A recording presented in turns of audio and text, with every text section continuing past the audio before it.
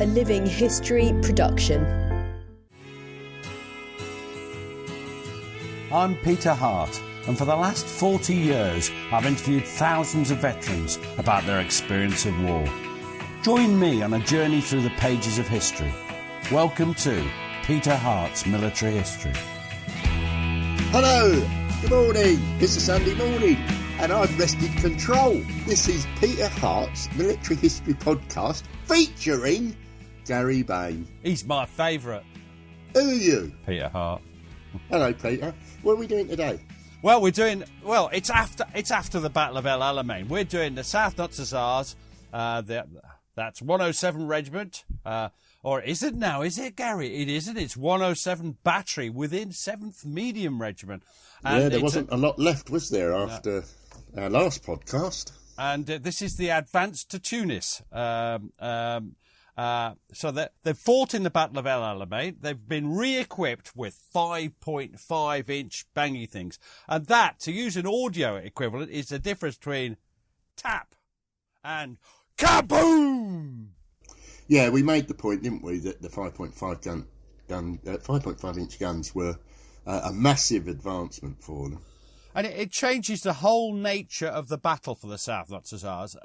They start to notice, because they're now advancing through the desert. And do you know something? Except for the forward observation teams, they're often quite remote from the battle. Their guns have got a range of, oh dear, I should have looked it up, but say 20,000 yards. It's a long way, let's say that. Statistics are really not my thing. And unless they get the Stokers come screaming across the battlefield, they're not really that close to the action. They sort of move. It's a war of movement. They sort of move up. They fire a barrage, drop into action, fire off a barrage, then move to the next stopping point. They're so very. Do they dig gun pits still? No time really, Gary. They're just dropping into action in the open ground. But the thing about that is, it does mean that they have to be able to do everything quickly. And they develop this idea of crash action, where every second makes a difference between life and death. And this is one of my favourites. Second Lieutenant Bob Folds. He had been a sergeant in the early... So we've had him before, but he was a sergeant then. And he'd fought at El Alamein, and now he's with B Troop 107 Battery. And he said this: the purpose of crash action was to get from guns on the move to an aimed round on the ground in the shortest possible time. An OP travelling in front of the guns would see a target and bring the guns into action using his map reference to get a round on the ground and then correcting from there. It sounds like some sort of awful TV game show. Round on the ground. But it's quite serious, because if they don't, it's just very important. Now, after the Battle of El Alamein, on the 22nd of November, they begin a sort of forced march, initially to support 51st Highland Division. They were Scottish, Gary. And they'd run into a German stop line, if you like. It's not a strong defence line, but a defence line that had been established round about El Aguila.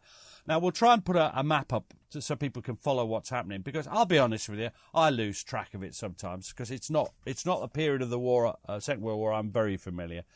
On the way forward, they're passing all their old places they'd been to in the rest, because the thing about the Western Desert, it was just backwards and forward like I was going to say a whore's drawers, but that would be offensive and rude.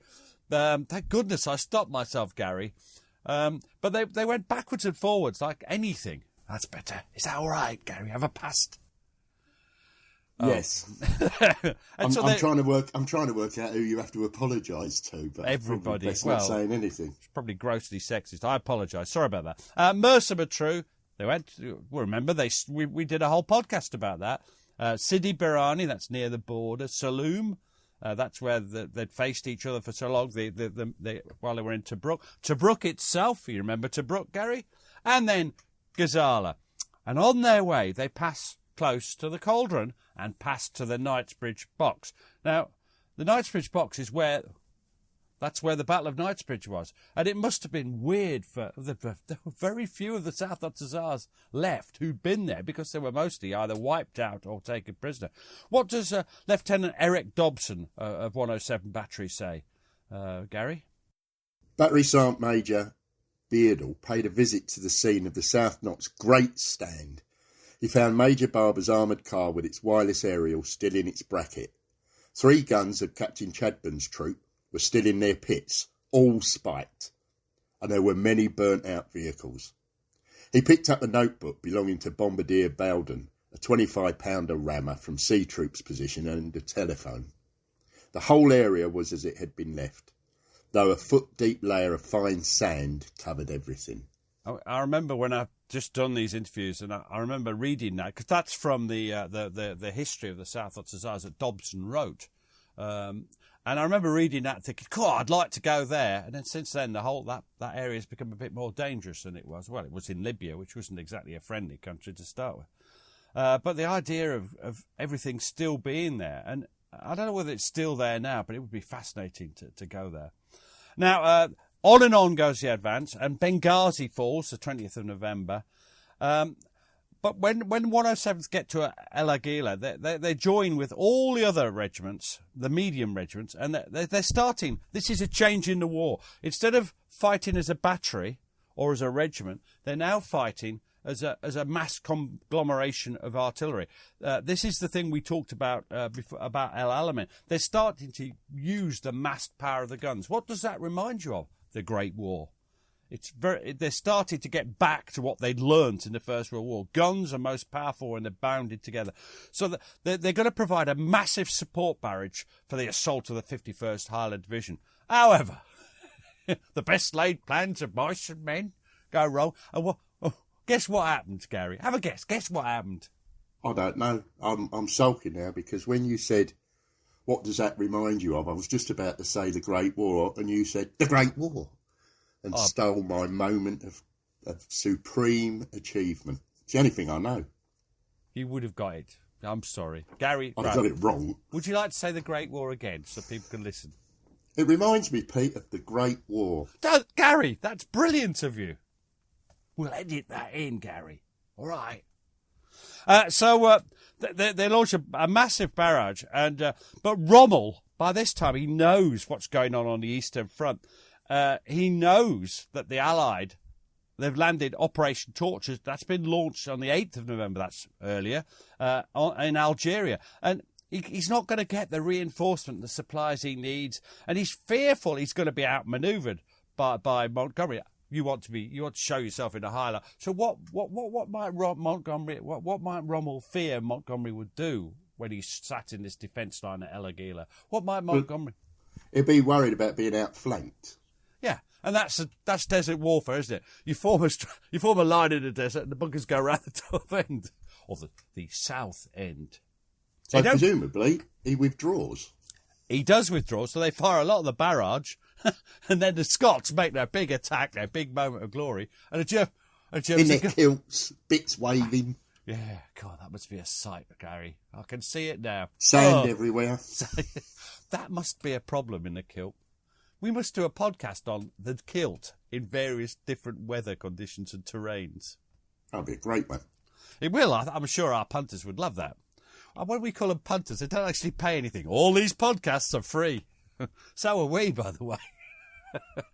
Anyway, they found the Germans had gone. Now, during this time, one of the people we've talked about a lot, Ivor Birkin, Captain Ivor Birkin, he was the one who was there when his brother was killed on the 27th of May. You might remember that awful scene. His brother had a shell go basically through his middle. And he's come back and he's given command to B Troop. There's 2 troops, A and B Troop, within 107 Battery. They are the South Notts Hussars now. And this is quite a big thing. He's an original South Notts Hussar officer. He's one of the knobs, as you would call them, Gary. He's well off. And he had been regarded as the weakest of the Birkin clan, because there was Peter Birkin, who was a sort of rugger playing... prince amongst men, bit larger than life character, and Jerry Birkin, who you remember was killed. He's the one who was killed. He's got an unmilitary appearance. Now, I've often thought that you have an unmilitary appearance, but you actually have a distinguished military career. So, but he had childhood polio. He's got wounded, so he's got a pronounced limp. And can you imagine how soldiers like yourself reacted to an officer like him? Well, I should imagine they found him quite amusing. Yeah. So subject of a number of jokes, I would have thought. Yeah, affectionate, usually. You know the British Army, it's not always affectionate, is it? But if he was competent, they'd respect him. And he was competent, and he was brave, and he sort of carried the flame for the old South Notts Hussars, because... and he always wanted to get the regiment reformed, because remember, it's only a battery now. Now, so the 7th Medium, as they are now, the whole of the 7th Medium Royal Artillery, including 107, then move forward and bivouac on the 23rd of December. And they're right next to the Marble Arch, which was that big thing that Mussolini had built. I don't know why. What, the centre of London? No, not the centre of London. In the centre of the Tripolitanian desert or somewhere, I expect. Anyway, I think he built it to... Well, I don't know why he built it. Celebrate sausages or something. Well, I think it was the colonisation of Tripolitania by Italy.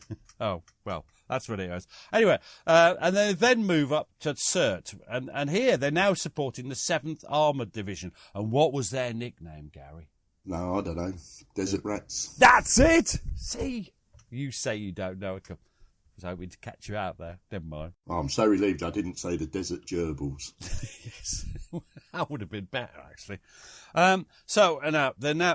Let's talk a bit about the colonel of the South Notts Hussars. We mentioned him in the podcast about El Alamein, but he's Elton. He's bad-tempered, so we quite like that. We do like bad-tempered people. That's why we like Matt McLachlan, because he's very bad-tempered, isn't he? He's always telling us off for mispronouncing his name, forgetting the name of the book. What is that book called?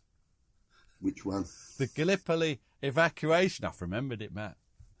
Buy your copy today, livinghistorytv.com. See how I slipped that in? They'll never... That professionalism itself. And anyway, so he's got new techniques. He's a real thinker when it comes to artillery techniques. And he's invented one called Snap Monster. Snap Monster. And this isn't some sort of card game you used to play in your youth, Gary. Although you didn't have any friends to play Snap with, did you? So it was a bit boring, solo Snap. You seem to be going off-piste quite a lot today, Peter. Oh, yeah. So he invented Snap Monster. What is Snap Monster, Gary? Well, he realised that the maps of the area were pretty rubbish, frankly, and so they were advancing into areas without really knowing what they were moving into. So he made it so you couldn't shoot off the map, basically. So they got an error.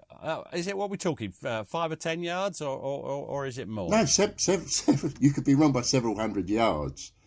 So he had to devise other areas. And our good friend, Lieutenant Eric Dobson, says, Elton devised Snap Monster himself, with the finishing touches supplied by Major Wainwright, second in command, and a very expert gunner. The idea was that the regiment should be travelling along in open formation. The forward observing officer should shout into the wireless, "Snap Monster!" whereon everyone who heard it waved check-coloured flags. Sounds a bit like a game, doesn't it? It does. The guns dropped their trails where they were. The first into action fired 2 high air-burst rounds. All the other troops took their locations from the bearings to these bursts, and within 3 minutes the regiment should be in action. All troops worked day in and day out, perfecting the system and improving times. Because what they'd do is that the observation office, the people further forward, would see where these airbursts went off, and they would correct. They'd send corrections back, and it's a good system. Now, the best time was achieved by one of our old favourites. Do you remember from the early podcast, Albert Swinton? He's now a sergeant, and his gun section got a shell in the air in 20 seconds than the flag signal. I find that unbelievable, but whatever, you know, it's that's what these people. Sorry, did you just say but whatever? Yeah, I'm getting down with the kids. God. Matt said we've got to get a larger, a bigger fan base. Wow. So they're now moving up behind the advancing division, which I think we said was a Desert Rat, and every so often the German Stukas would come over. Now we had air superiority, but the Stukas would make occasional raids. So you've got another quote from Eric Dobson, haven't you? Tell us about that. Just before dark, there was a fierce Stuka raid which killed Gunner Shaw of B Troop. Lieutenant Westlake, who was sheltering under the same armoured car, and Captain Birkin, who was a few yards away, had lucky escapes. Just after nightfall, in the middle of the battery lager, the petrol lorry caught fire, and there were heroic attempts to extinguish the flames before the Stukas should be invited to return and do even more damage. Somehow, an echelon party, led by Captain Rickard and Battery Sergeant Major Beardall, managed to save everything except the lorry's canopy and superstructure. Walford, Aitken and Bowler, among others, calmly stood on top of the blazing truck and threw off tins full of petrol. Now, this is the beauty of having done so many interviews. You mentioned Lieutenant Westlake, who was under the same armoured car. Here is a quote from Second Lieutenant Charles Westlake. He was with A Troop. And he said this: "Day after day we'd be on the move. You just followed on the tracks of hundreds and thousands of vehicles that had gone before you without knowing exactly where you were going. Part of the country was absolutely frightful. For some days we churned over areas of very rocky desert. Great big rocks of 4 to 18 inches across, and you were bouncing from one to another. You couldn't do anything else but go in bottom gear. All these vehicles, all of them loaded right down to flat springs. They were grinding over this awful country. The whole vehicle was shaking all over the place. The engine was roaring away. The gears were screaming. And you kept on like this for hour after hour after hour. Why all the vehicles didn't just fall into bits, I don't know. And of course, some of them did. There was an enormous number of breakdowns. And of course, the MT people were kept as busy as anything, the workshops, everything. Sorry, Gary. And it weren't just the lorries, was it? It was the gun towers as well. You've got to remember that you're moving the guns. Yeah, of course. I just wanted to demonstrate that I could say gun towers. You've really mastered that. I've mastered it. You have. Now, one of the best moments that Dobson remembered was when they came out. Where did they come out? Oh, yeah, sorry, it was Tahuna. I'm sorry, I've forgotten the name of the place. It was you're on the approaches to Tripoli itself, and just before you get there, there's a place called Tahuna, just where you come out of the desert, and you're going to be Eric Dobson again, aren't you, Gary? Yeah, I mean, this is quite unusual because he's describing a scene you wouldn't associate with the desert. He says, no. It seemed that utopia had been reached, for at Tahuna, 20 miles south of Tripoli, there was the wonderful sight, after 7 months of desert sand and scrub, of fields laid out in beautiful symmetry. From a ridge miles away, one could see the green vegetable patches, the neat, orderly and trim white farmhouses. That night's gun position was, in fact, in an orchard. Fabulous. 23rd of January, Tripoli falls to the 7th Armoured Division. You might think this is it, but North Africa is still not being cleared. Rommel's now in charge of, we always call it the Africa Corps, don't we? But it's actually Axis Army Group Africa. With the 5th Panzer Army, that's, you'll know him well, Gary, from your studies, General Hans-Jürgen von Arnim. He was facing the British First Army, and that was commanded by Lieutenant General Kenneth Anderson. And then the 1st Italian Army was under General Giovanni Messi. He's the one facing the 8th Army. So the situation, it's not the Desert Fox versus Montgomery anymore. Montgomery's now above and looking after the whole of North Africa. And new characters are starting to come in. The Operation Torch, it's held up. The dash for Tunis, they used to call it. Well, that's failed. And there's still plenty of hard fighting ahead for both the First Army, that's the Operation Torch ones, the Americans and the British in there, and for the British 8th Army. Tripoli's just well, what would you call it, Gary? It's a staging post. Yeah. And don't forget, Rommel's got reinforcements over the winter as well. So it's starting to look as if there's lots more fighting to come. So it's more difficult to get reinforcements, but it can still be done, and he has had some come in. Now, the 7th Armoured Division, they're off. They then get a period of leave, the South Notts Hussars, back at Tripoli. And this is a gunner, Frank Penlington, A Troop 107 Battery, who I remember was Welsh. Oh, do you? I thought he came from London. All right, London it is. We had a few days there in Tripoli, Boyle. We were allowed to go into Tripoli itself. I went in by foot and I could see all these lovely big houses with iron balconies, and there was a queue outside some of them. I thought, there was some food or something. I was fond of my stomach those days. Pregnant pause there, Peter. I'm saying nothing. I joined a queue outside one of these big houses. I was standing in this queue for probably 5 or 6 minutes, and I said to this bloke by me, "What are we queuing up for here?" He looked at me and said, "This is a brothel. We're queuing up for the brothel." Then it dawned on me. I said, "Oh well." I was too innocent then. Good God, I never dreamt of anything like that. That's a lovely, innocent quote. While they were there, they had a big joint parade with 64th Medium Regiment, and they had all of that. There's 16 massive there's all these massive medium guns drawn up, and they have a VIP visitor. Now, how, Gary, you were in the British Army. How does the average British soldier react to the news that their Prime Minister or some other visiting dignitary is coming? How do they feel good about it? Are they happy? Excellent, we can polish everything. That's it. So you're going to be Gunner Ernie Hurry of A Troop 107 Battery. What does Ernie say?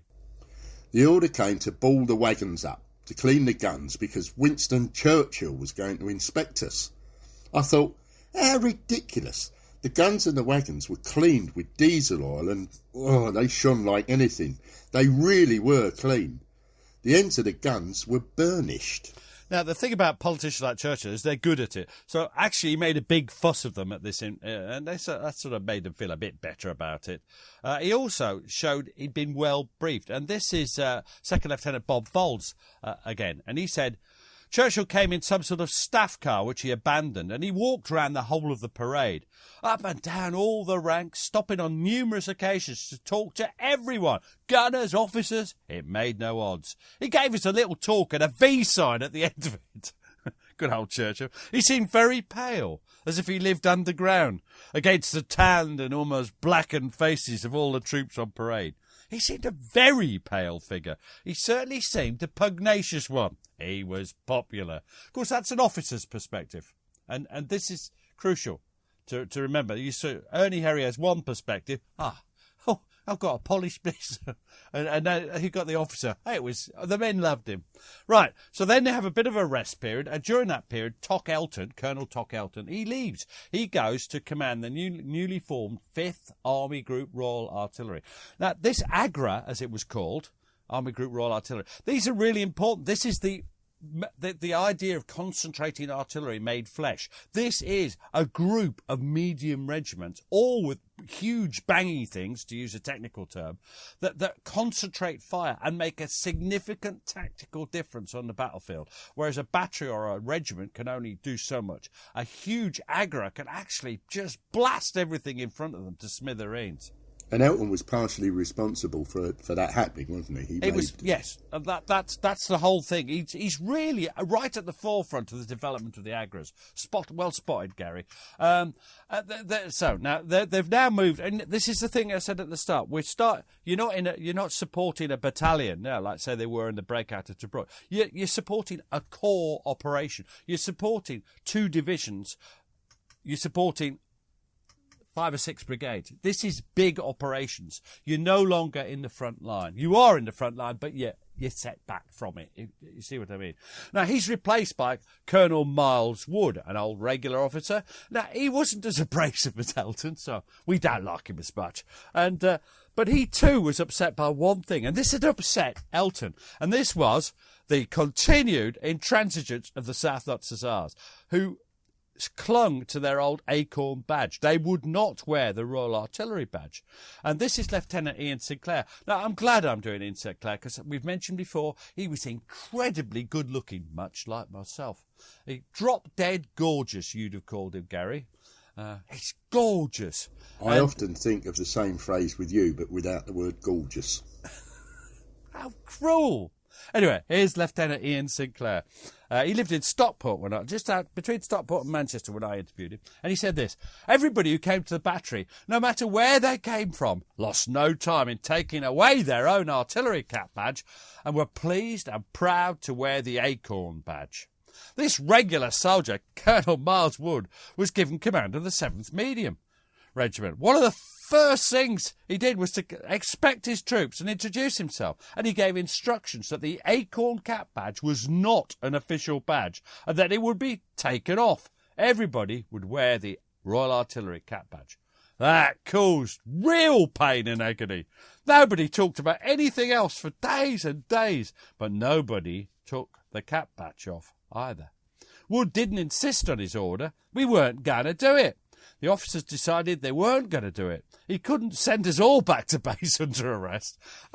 That's the blind, just mutinous disobedience. What do you call it? Dumb insolence. They just didn't do it. And I think that's great. It's silly, but it's great.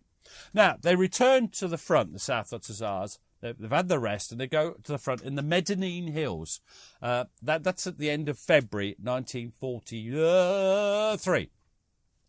And here they're facing, these were former French defensive positions, and they're now, the Germans and the Italians have made a strong Marath line running along a ridge, which coincidentally, well, obviously, if you see what it runs at right angles to the coast. Now, the ground in front is lower, and there's a lot of deep wadis, and in between the wadis, there's distinctive hills, and one of them looked like Edinburgh Castle. So have a guess, Gary. Have a guess what they called it. Shawadi Wadi. The well-known pop band from the 1970s. No, they call things what they see, so I would imagine they called it Edinburgh Castle. Literal-minded chaps. So the British gather their strength ready for the attack, but they're also wary of a German spoiling attack because they're not particularly aware that Rommel's not in charge. The Germans are sods for this. They will launch spoiling attacks. Now the South Notts Hussars, their main battle positions are on a road near Edinburgh Castle, and they send a troop forward at a time to fire from closer to the front. Which in this area, there's the Queen's Royal Surrey Regiment. And I think you wanted to say something about the Queen's Royal Surrey Regiment, just to encapsulate your feelings about them. Fine body of men. Words from the heart, Gary, words from the heart. Or actually, words from the Bain. But there you go. On the night of 5th of March, 1943, David Elliott, Lieutenant David Elliott, who was 6'6" tall, Gary. Now, you're a tall lad yourself. I mean, you must be, what, 6'5"? But you're taller than me, at least, yeah. He's 6'6". He was really tall. And he's sent forward by Ivor Birkin to gain experience. He's only just arrived in one sense.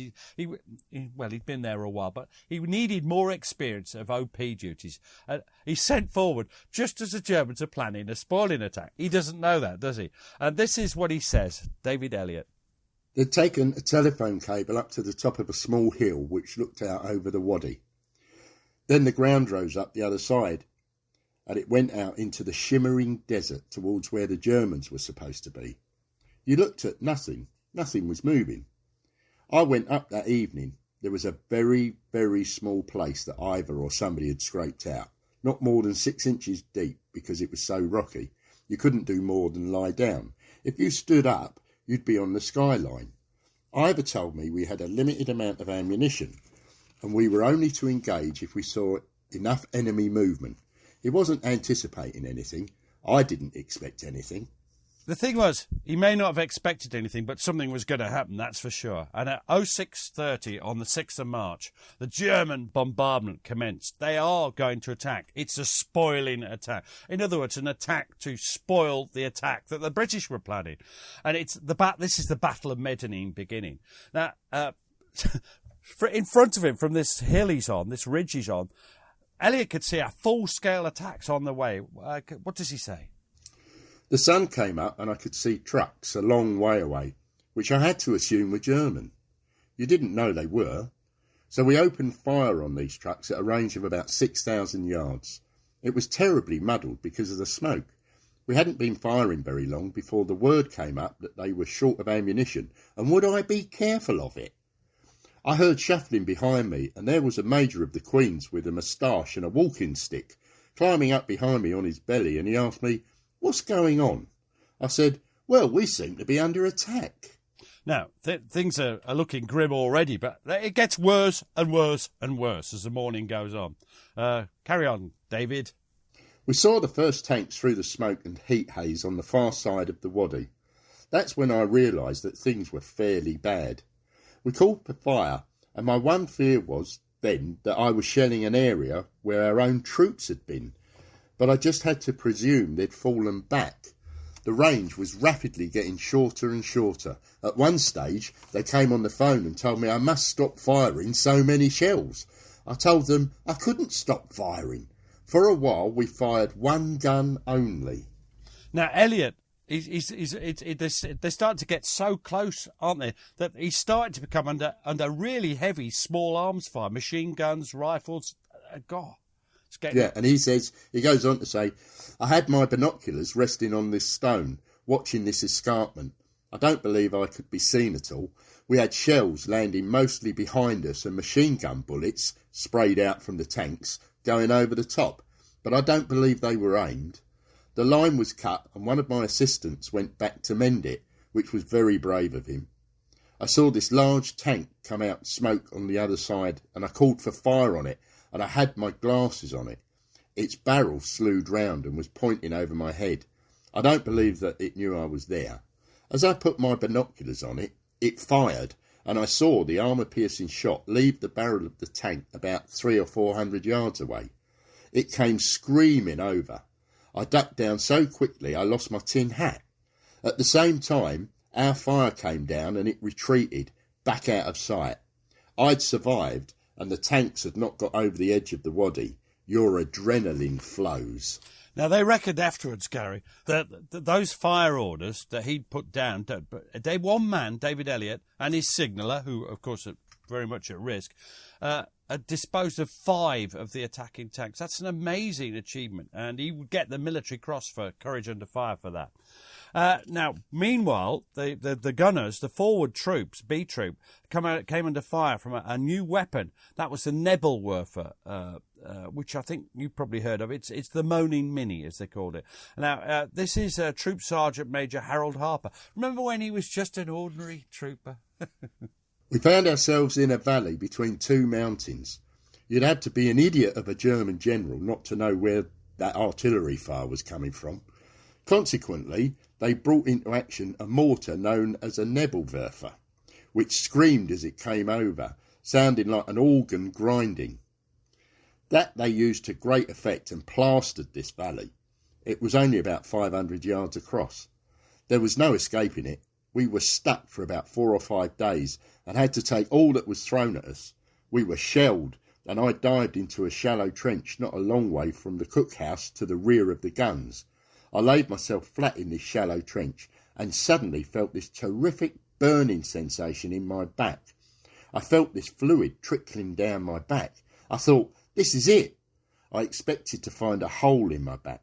It transpired that the shell had hit the cookhouse, and the cook had got on a big dixie full of McConaughey's stew. He used to put the tins into boiling water. One of these tins had flown into the air and landed on my back. What was running down was McConaughey's stew, not blood. I love that story. Now, the German attack, the spoiling attack, is thrown back, but it did achieve its purpose. It gained the Germans time, because they couldn't cope. The British couldn't throw this attack back and plan their own attack at the same time. That's why it's a spoiling attack. Now, just at this point, the battery has a significant loss in its commander. The battery commander is, we talked about it before, is Major Lewis Jones, and he was strict. He was a hard taskmaster. And he'd been out in a jeep with Major Wainwright and a driver, I like his name, Gunner Knott. And they went forward in a jeep on a recce and ran over a mine. That's pretty unlucky. Both the officers were badly injured, and they never came back. And I think I ought to pay tribute to Major Lewis Jones, because he wasn't a likeable man by the account of several of the people I interviewed. He was particularly hard to the officers. David Elliott, for instance, I just said he got the MC, but he was convinced he'd never have got the MC if Lewis Jones had been there, because Lewis Jones wouldn't have put him in for it because he didn't like him. But the point is that whatever his faults, he had taken a bunch of people scraped up from everywhere, the survivors, the cooks, the admin people, the B echelon people, the sweepings of the jails of Cairo, and he'd made them into an effective battery. And I think he should be remembered and congratulated for that. I never got to interview him. I think he was dead by the time I was doing that. Now, the same day, and this is unfortunate in a sense, Colonel Miles Wood, the commander of the whole regiment, was recalled. He was going to a staff post, and in his place you get Lieutenant Colonel Stansfield, and he's mild, he's meek and mild, Gary. He's less forceful. So the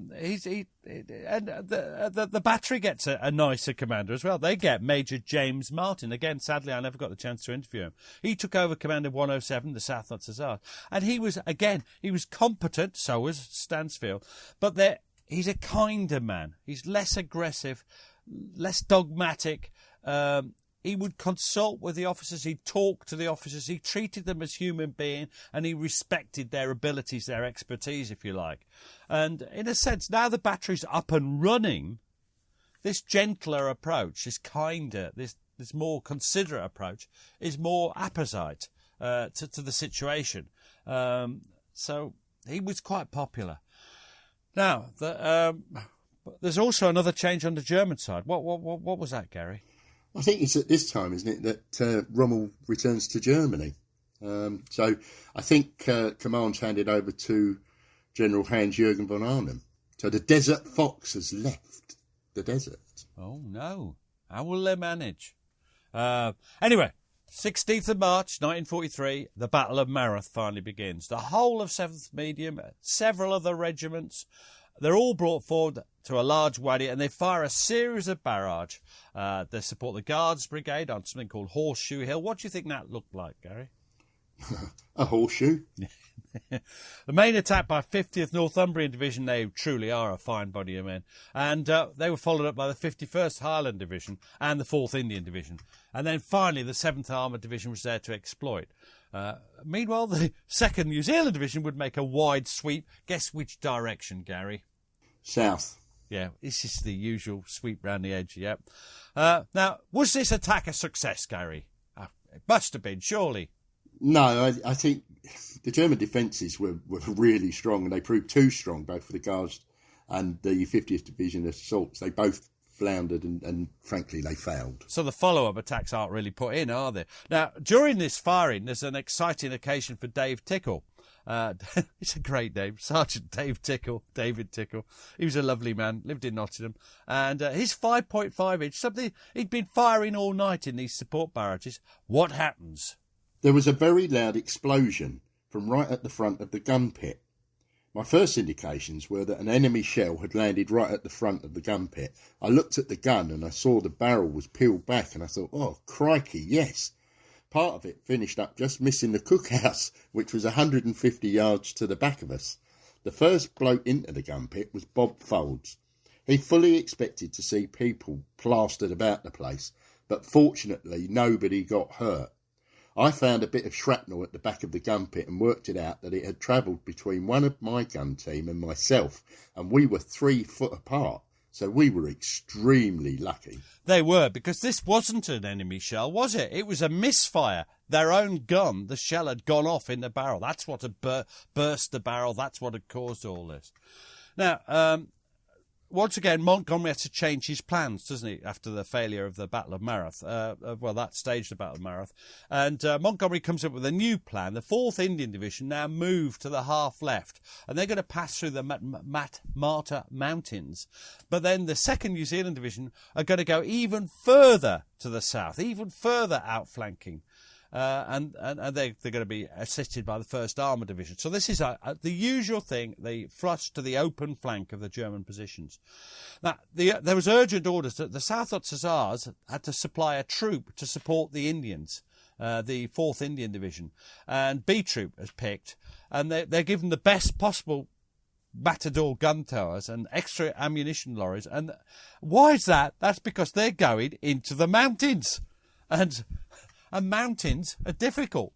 What would you say was the main characteristic of a mountain, Gary, for those people in England who've never seen one? Well, firstly, a lot of it is going uphill. Secondly, a lot of it is rock and stone. And where it isn't, it'll be loose underfoot. And after you've gone uphill, do you have to go downhill? Well, unless you're going to stay on the top, yes. So, which wouldn't be advisable.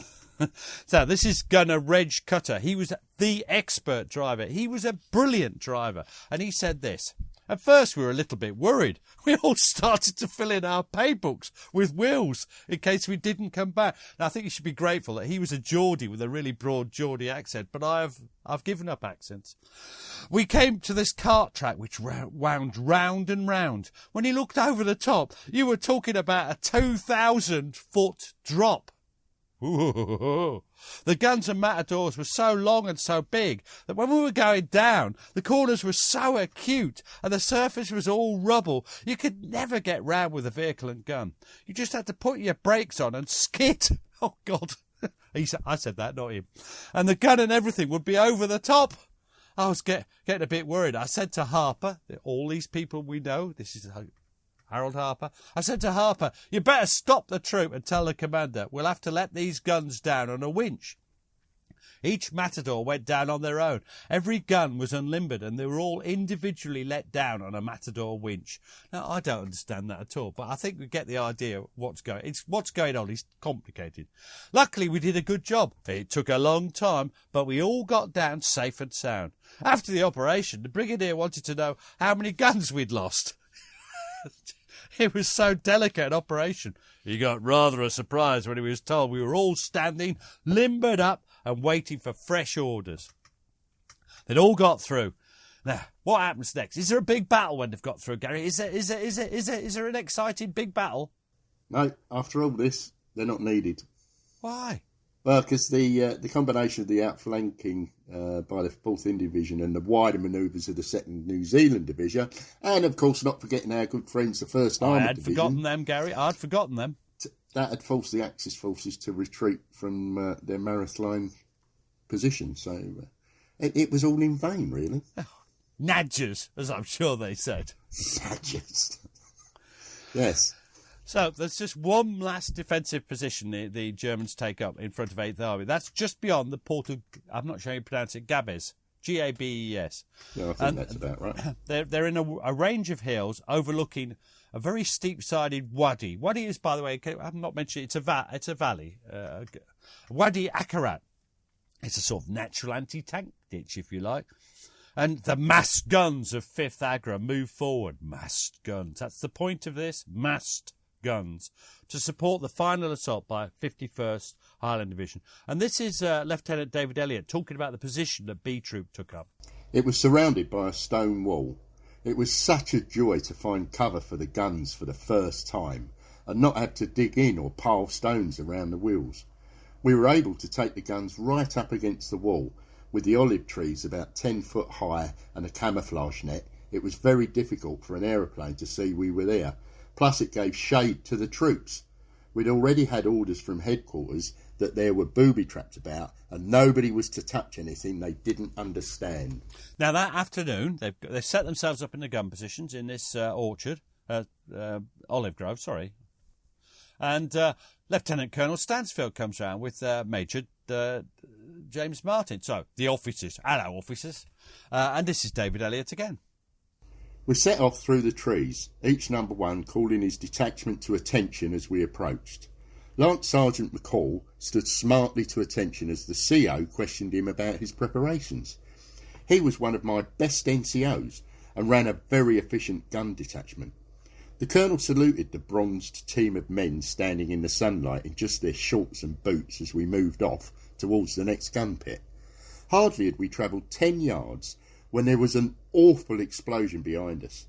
I turned to see Sergeant McCall lying on the ground in obvious agony and the whole gun pit shrouded in smoke. One gunner run past us in a panic, clutching his stomach, and everything was in confusion. I reached Sergeant McCall, knelt beside him and tried to ease his mangled hands away from his crutch where I could see a gaping wound through the tattered remnants of his shorts. As we waited for a stretcher party, we questioned the remaining very dazed gun crew. It appeared that somebody had picked up a small brass cylinder in one of the dugouts. In spite of our warnings, Sergeant McCall had been about to unscrew this thing as we approached, and had been holding it concealed in his hand as he stood to attention talking to the colonel.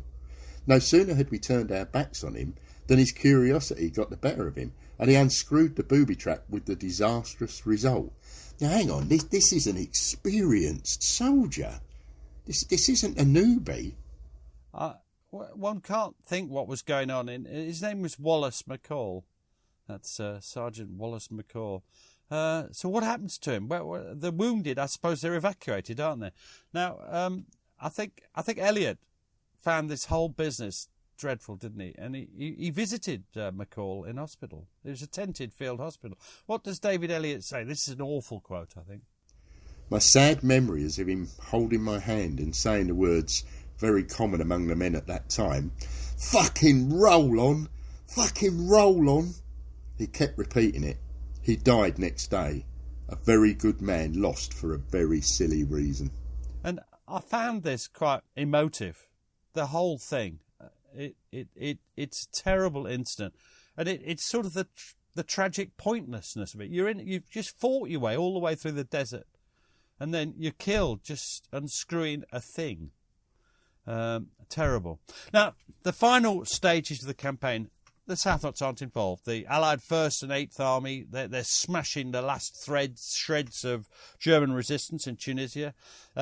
That by now, it's the pattern of the campaign. Concentrated artillery fire, augmented by ground-strafing fighter bombers, heavy bombing raids also, high-level bombing raids. And they just flay the Axis positions. If the Axis take up a position, the Axis forces, that they're just bombed and blasted out of them. And that, it renders them...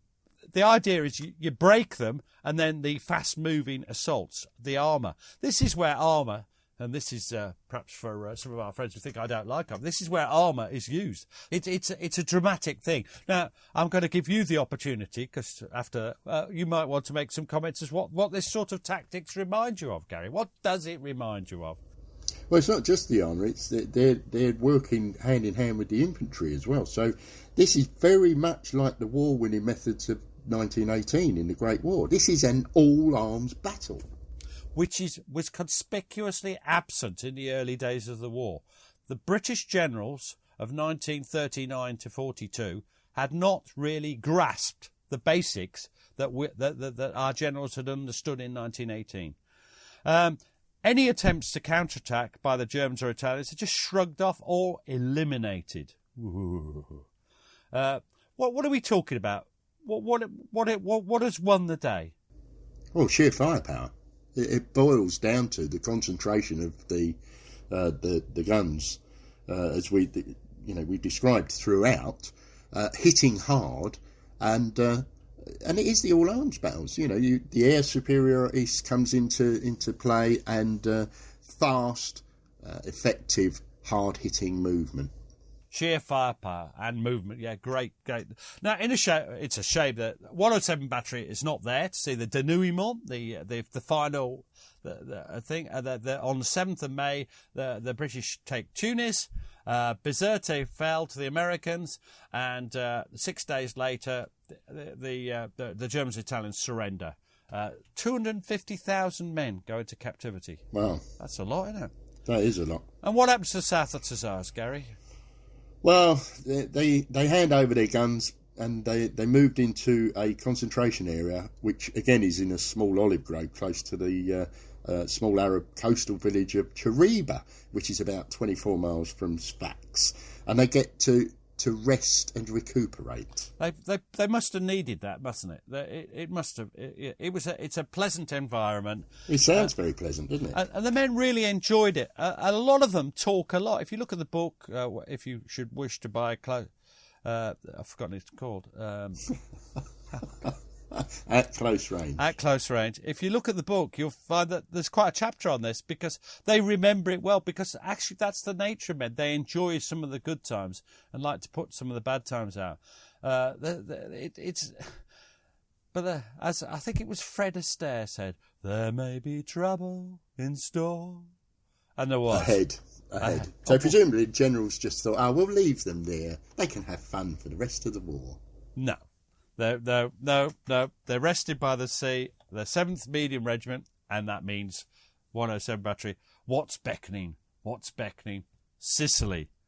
What I want to just go back to, because actually I can't get it out of my mind as we talk about this.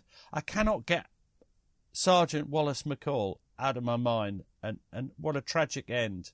And just the words, you said it, fucking roll on. It must have been awful for his family, for his friends, to just have somebody die in such circumstances. Well, I'm assuming he's wishing for death. That he wants death to roll on. That's how I've interpreted that. He must have been in agonies. It must have been awful, and it's not stated, but you might remember where he was wounded, or where one of the worst wounds was in the shorts area. I can imagine how he felt. It was just awful. Well, on that sad note, let's call it a day for today. Thank you very much for joining us. If any of you would follow us, it's always free. These podcasts are always free, and we love reviews. If you listen to it on one of the podcast providers that allow you to review, please review us. We've had lots of reviews. We've been called not as funny as they passive-aggressive, not as funny as they think they are, and our favourite, bitter, twisted wankers. Was it wankers? I can't remember. Anyway, try to think nicer thoughts than that when you review us. And do please share our tweets. That really helps. So, Gary, thank you very much for joining me, and goodbye for now. Well, goodbye, Pete. Hopefully the next time we do a recording, we won't be in lockdown, and it'll be good to see you so I can throttle you in person. What, when I go off-piste, as you so when charmingly... you go off-piste. Cheers, Gary. Cheers, mate.